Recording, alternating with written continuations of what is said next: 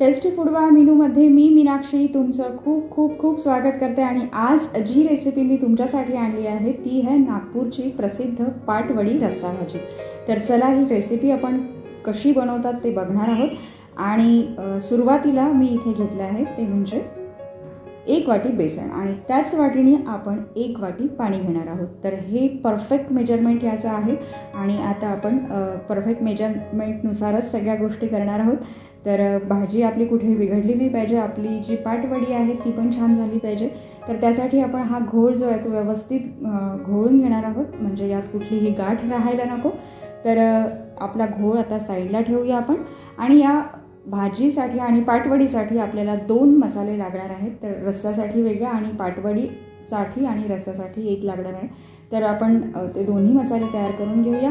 तर इथे तुम्ही बघू शकता 3 ते 4 हिरव्या मिरच्या टाकल्या मी, 5 ते 6 लसूण पाकळ्या टाकलेल्या आहेत आणि अगदी थोडंसं जिरं म्हणजे अर्धा टेबलस्पून आपण जिरं घातलं आहे आणि 1 छोटा तुकडा आल्याचा घेतला आहे आणि 5 ते 6 कढीपत्त्याची पानं घेतली आहेत आणि हे वाटण आपण वाटून घेणार आहोत। तत्पूर्वी आपण पाटाला म्हणजेच पोळपाटाला तेल लावून घेणार आहोत आणि यावर आपण आपली पाटवडी थापणार आहोत। तर थोडंसं तेल लावून आपण याला साईडला ठेवूया। आणि आता आपण एक मसाला तयार करणार आहोत तो म्हणजे रस्स्यासाठी। तर दोन्ही मसाले रेडी झाले आपले की मग आपण भाजी करायला रेडी। तर अगदी थोडंसं तेल टाकायचं आहे पॅनमध्ये आणि आपल्याला दगडफूल जे आहे थोडंसं ते टाकायचं आहे। 2 मी टाकल्या इथे लवंगा, 2 टाकतोय आपण इलायची आणि हा जो खडा मसाला आहे हा व्यवस्थित आपल्याला भाजायचा आहे। तर त्यापूर्वी आपण आणखीन जे मसाले आपले राहिले आहेत ते सुद्धा टाकून घेऊया। तर इथे आपण 1 टेबलस्पून टाकणार आहोत जिरं, हे सुद्धा आपल्याला व्यवस्थित भाजून घ्यायचं आहे।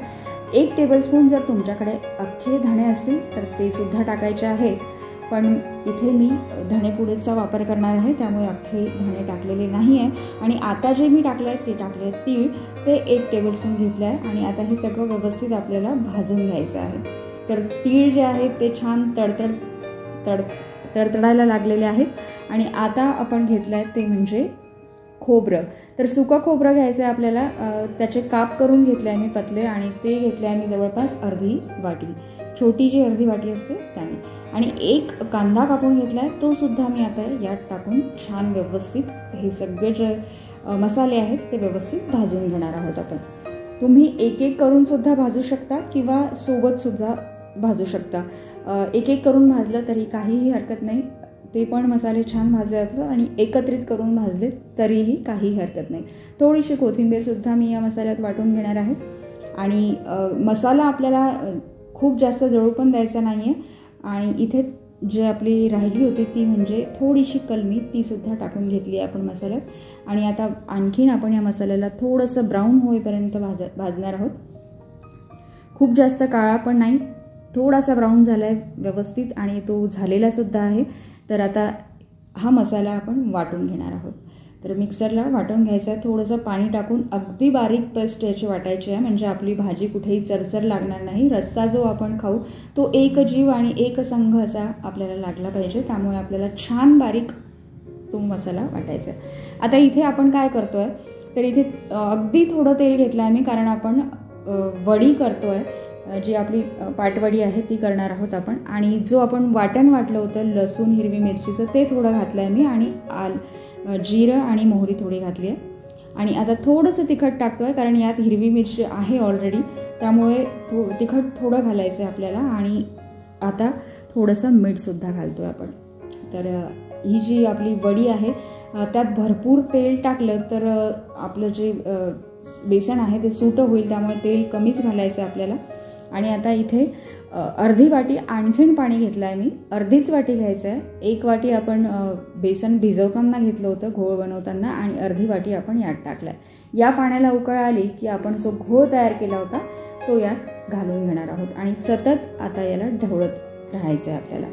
जोपर्यंत आपलं बेसन जे आहे ते चांगलं घट्ट होत नाही तोपर्यंत व्यवस्थित ढवळत राहायचं आहे। आणि यामुळे काय होईल की याच्यात कुठेही गाठी बनणार नाहीत आणि छान व्यवस्थित शिजेल पण आणि खालून लागणार सुद्धा नाही।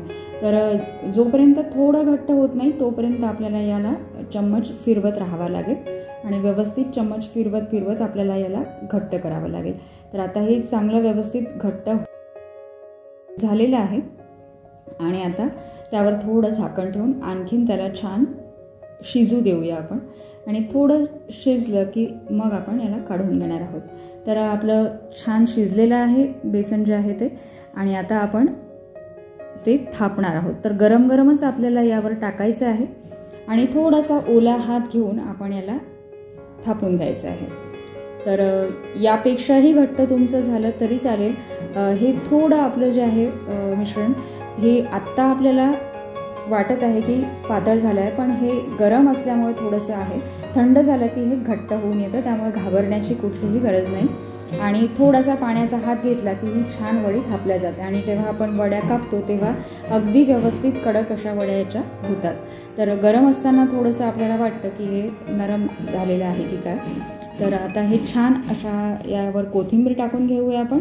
थोडासा खोबऱ्याचा किस टाकून घेऊया आणि आता ह्या ज्या वड्या आहेत त्या आपण डायमंडच्या शेपमध्ये कापून घेणार आहोत. तर वड्या व्यवस्थित आपल्याला मोठ्या साईजमध्ये लागत असतील तर मोठ्या साईजमध्ये, आणि तुम्ही छोट्या साईजमध्ये कापत असाल तर काही हरकत नाही, छोट्या साईजमध्ये सुद्धा तुम्ही कापू शकता. आणि आता डायमंडच्या साईजमध्ये सगळ्या वड्या आपण कापून घेणार आहोत. आणि आता आपण वड्या तर आपल्या तयार झाल्या आहेत. आता आपण रस्सा जो आहे तो बनवणार आहोत. तर इथे रस्स्यासाठी तेल थोडं जास्त लागणार आहे, कारण आपला रस्सा भाजी आहे ही, तर थोडी तर्रीवाली ती छान लागते. तर इथे आपण तेल घेतलेलं आहे आणि थोडंसं जिरं आणि मोहरी यात मी घातलेली आहे. आता आपण घालतो आहे ते म्हणजे जे आपण वाटण वाटून ठेवलं होतं ते. तर वाटण छान बारीक, मी मगाशीच सांगितलं आहे तुम्हाला की व्यवस्थित बारीक असं वाटण आपल्याला वाटायचं आहे. तर ते वाटण व्यवस्थित आता आपण होऊ देऊया तेलात. आणि महत्त्वाची भाजी म्हणजे कुठलीही मसाल्याची भाजी जेव्हा आपण करतो आणि त्याचा रस्सा जेव्हा बनवतो तेव्हा लक्षात हीच गोष्ट ठेवावी लागते की तेल सुटेपर्यंत तो जो मसाला आपण वाटलेला असतो तो व्यवस्थित आपल्याला इथे भाजून घ्यावा लागतो. तर जवळपास 5 ते 7 मिनटं तरी आपल्याला हा तेल या मसाल्याला सुटेपर्यंत व्यवस्थित भाजावं लागेल. तर बघू शकता छान तेल सुटलेलं दिसतं आहे आपल्याला. आणि आता जवळपास आपला जो हा मसाला आहे तो होत आलेला आहे. तर यात आपण आपलं जे दुसरे मसाले आहेत ते टाकून घेऊया. तर इथे काश्मीरी लाल तिखट मी टाकलं आहे जवळपास 1 टेबलस्पून, आणि थोडीशी हळद जी आहे ती आपल्याला आपल्या अर्धा टेबलस्पून लागणार आहे.